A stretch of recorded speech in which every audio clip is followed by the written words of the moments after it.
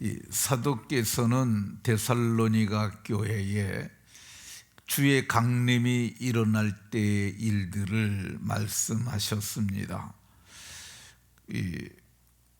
3절에 보면 누가 어떻게 하여도 너희가 미혹되지 말아라 그러면서 먼저 배교하는 일이 있고, 배교는 교회를 배반하는 거죠. 그러니까 성도들이 먼저 교회를 떠나는 그런 일이 있다고 얘기를 합니다. 그런데 어떻게 그 일이 일어나느냐? 택하신 자들이 미혹되도록 거짓 그리스도와 거짓 선지자가 나타남을 얘기를 합니다. 미혹이라는 말이 어떤 말이냐면 우리가 홀렸나 봐 그러잖아요. 그게 미혹이라고 해요. 홀린 것. 또 이 마음이 총명하지 못하고 흐려진 상태에서 홀리거나 꼬임을 받는 것, 그런 것들이 미혹입니다. 이 원문의 의미는 길을 잃어버리는 것, 방황하는 것, 그런 의미입니다. 우리가 마땅히 가야 할 길이 있는데 그 길을 잃어버리는 거야. 말씀을 따라가는데 미혹돼 갖고 딴 길로 가는 거죠. 이것을 성경이 오늘 미혹이라고 얘기를 합니다. 성경은 디모데전서 4장 1절에 보면 성령이 밝히 말씀하시길 후일에 어떤 사람들이 믿음에서 떠나 미혹해하는 영에게 미혹될 것을 말씀합니다. 그러니까 미혹해하는 영이 있는 거예요. 이 미혹해하는 영이 거짓말하는 영이에요. 그러니까 거짓말에 속는 거야. 이 사람이 미혹되는 것은 미혹해하는 영으로 말미암았다고 보면 됩니다. 아니, 그 사람이 어떻게 이단에 빠져? 우리가 이렇게 하잖아요. 그럼 우리가 보기에는 멀쩡한데 그 사람이 이렇게 빠진 거야. 그게 미혹해하는 영에 의해서 그렇습니다. 이 역대하 18장에 보면 이 미혹해하는 영의 사건이 나옵니다. 이제 남유다에는 여호사밧이라는 왕이 있었고요, 북이스라엘에는 아합이라는 왕이 있었어요. 원래 유다 왕들하고 이스라엘 왕들하고는 그렇게 소통이 많지 않았어요. 그런데 그 남유다의 신실한 여호사밧 왕이 아합 왕하고 연혼을 합니다. 그러니까 아들, 딸들을 서로 결혼을 시켜요. 근데 어느 날 그 아합이 여호사밧에게 제안으로 합니다. 우리 길르앗 라모스로 올라가서 암몬을 치자고 얘기를 해요. 그러니까 이 여호사밧이 선지자에게 좀 물어보고 하자고. 그래서 선지자 400명을 불러가지고 물어봅니다. 우리가 길르앗 라못을 올라가서 그들을 치면 우리가 이기겠느냐? 그랬더니 시드기야라고 하는 거기 선자의 대표격인 사람이 쇠로 뿔을 만들어 가지고 와가지고 이걸 미는 흉내를 내면서 왕이 이렇게 물리칠 것이라고 얘기를 했어요. 근데 여호사밧이 제안을 합니다. 저런 선지자 말고 다른 선지자는 없어. 그러니까 그 아합이 있기는 있는데 좋은 예언을 안 합니다. 그 사람이 누군지 그 사람 얘기도 들어봅시다. 그래서 그 사람을 불렀어요. 그게 미가야라는 선지자야. 근데 미가야를 불렀더니 우리가 길르앗 라못으로 올라가려고 그러는데 네 생각은 어떠냐 그랬더니 이렇게 말을 합니다. 왕은 여호와의 말씀을 들으소서. 내가 보니 봤다는 거야. 천상세계에서 회의하는 것을 봤는데 여호와께서 보좌에 앉으셨고 하늘의 만군이 그 좌우편에 모셔섰는데 여호와께서 말씀하시길 누가 이스라엘의 왕 아합을 꼬셔서 길르한 라못에 가서 죽게 할꼬? 이렇게 묻습니다. 그랬더니 이 영도 이런 말을 하고 저런 말을 하는데, 한 영이 이렇게 얘기를 합니다. 내가 그를 꾀겠습니다. 내가 나가서 거짓말하는 영이 되어 그의 모든 선지자의 입에 있겠습니다. 그래서 여호와께서 뭐라 그러냐면, 너는 꾀겠고 또 이루리라, 가서 행하라, 이렇게 얘기를 합니다. 400명의 입에 들어가 가지고 다 거짓말한 거예요. 올라가면 이길 것이고, 그리고 당신이 승리할 것이라고 그랬는데, 미가야가 내가 보니까 그 400명이 한 것이 다 거짓말하는 영이 그 입에 있어서 그렇게 된 것이라고 얘기를 합니다. 근데 쇠뿔을 만들어 가지고 이렇게 이길 거라고 그랬던 시드기야가 와서 미가야의 뺨을 떠나갔고, 이 여호와의 성령이 언제 나를 떠나서 내게 가서 그렇게 말씀하셨느냐 하면서 뺨을 때렸어요. 그런데 미가야가 말합니다. 네가 골방에 들어가서 숨는 날에 그 일이 이루어짐을 네가 볼 것이라고 얘기를 했어요. 결국 미가야의 말을 무시하고 여호사밧과 그리고 아합이 함께 이 길르앗 라못을 올라갑니다.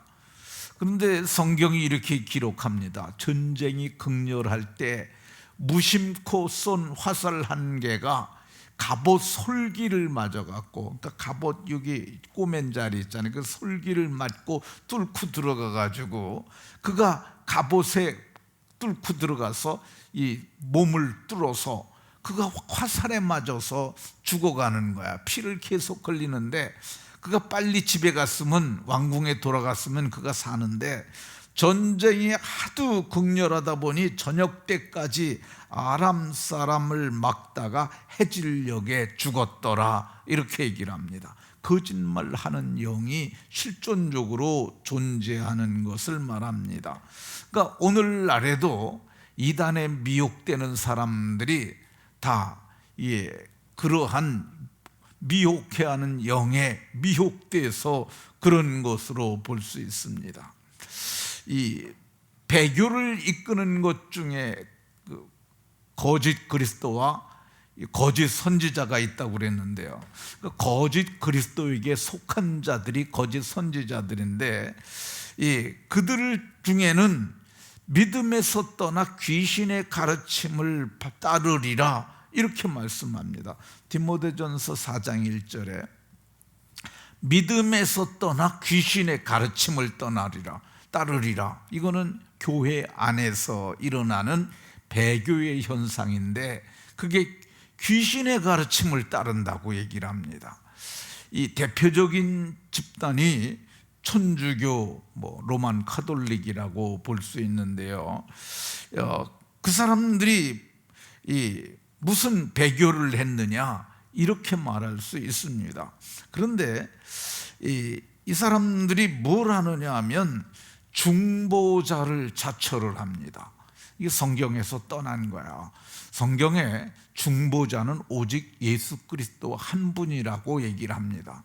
그래서 교회에서 우리 교회는 중보자라는 단어를 쓰지 말라고 얘기하는 겁니다. 중보자는 오직 그리스도 한 분이고, 근데 천주교회는 중보자들이 있는데 신부들하고 불리우는 사람들이 중보자고요.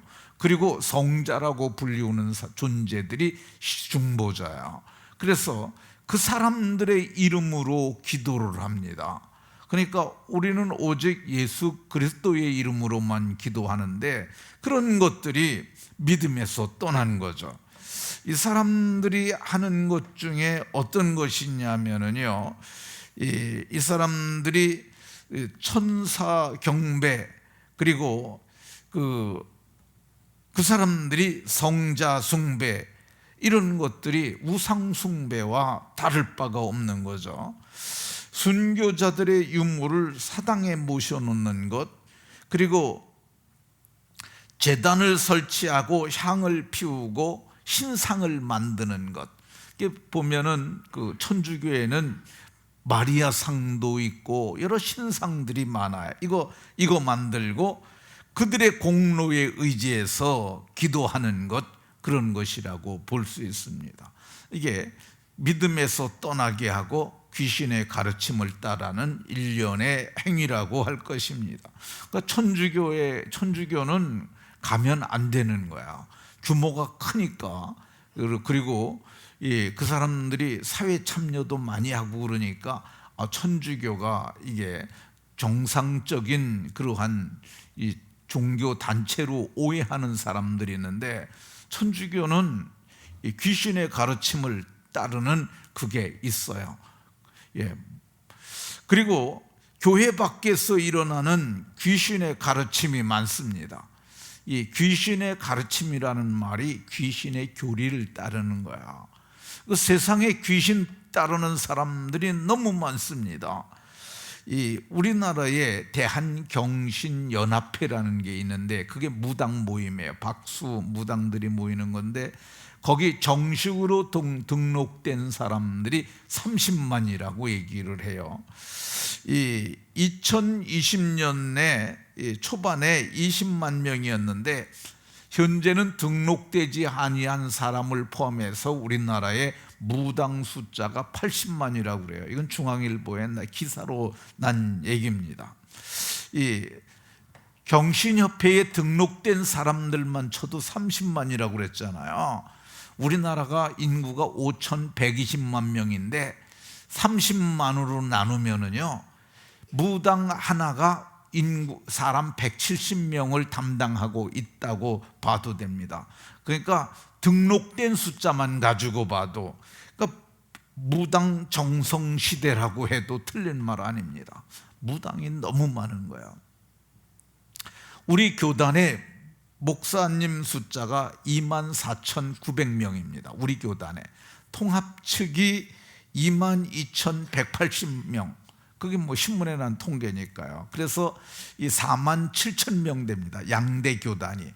근데 다른 군소교단 그리고 뭐 해서 그런 거 포함을 하고 하면은 10만 명에서 12만 명 이내일 것 같아요. 그러니까 목사님들보다 3배가 더 많은 거예요. 무당의 숫자가 엄청나게 많은 숫자라고 할 것입니다. 근데 그 무당들이 지금 뭐 합니까?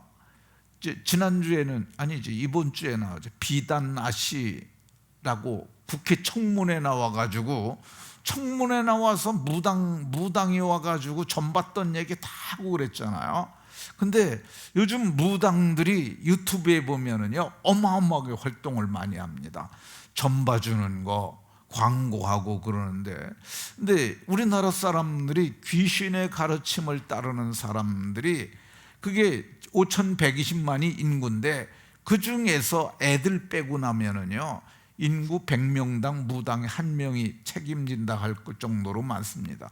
기독교인들 빠지고, 뭐 기독교인들 중에서도 많이 무당집 가는지 모르겠는데, 어쨌든 이러한 현상을 보면, 야, 이거 귀신의 가르침을 대한민국만 보더라도 이렇게 따르니 이거 종말이 임박한 것 아니냐라고 생각할 수 있습니다.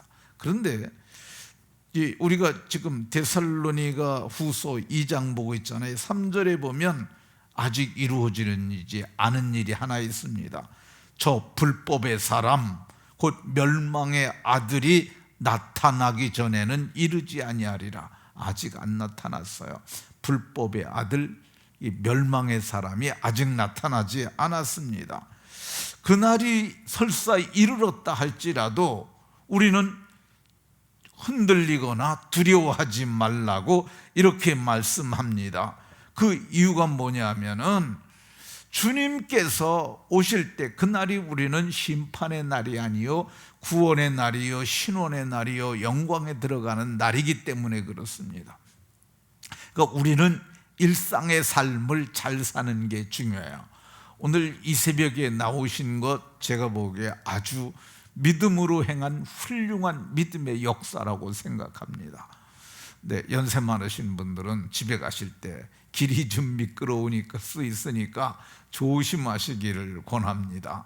왜 그러냐면 교회 왔다가 넘어지거나 그러면은 덕이 안 되거든요. 그러니까 지금 연세 많으신 분들이 많이 걸어오시는 분들이 빠지셨는데, 이 주머니에 손을 넣고 다니면 안 됩니다. 눈길에서. 왜 그러냐면 이게 주머니에 손을 넣으면은 넘어지면서 손을 못 빼고 넘어지면 이게 머리가 상할 수 있어요. 이런 팔이 한번 부러지면 붙으면 되는데 이 머리가 깨지게 되면 아주 치명상이 올 수 있어요. 그러니까 우리는 이 주님이 오신다고 뭐 누가 나타났다 그래도 전혀 흔들리면 안 됩니다. 두려워할 것도 없습니다. 우리는 그날이 바로 영광에 들어가는 날이기 때문입니다. 모두가 나를 고대하고 믿음으로 잘 사는 신실한 성도님들이 다 되시길 예수 그리스도의 이름으로 축원합니다.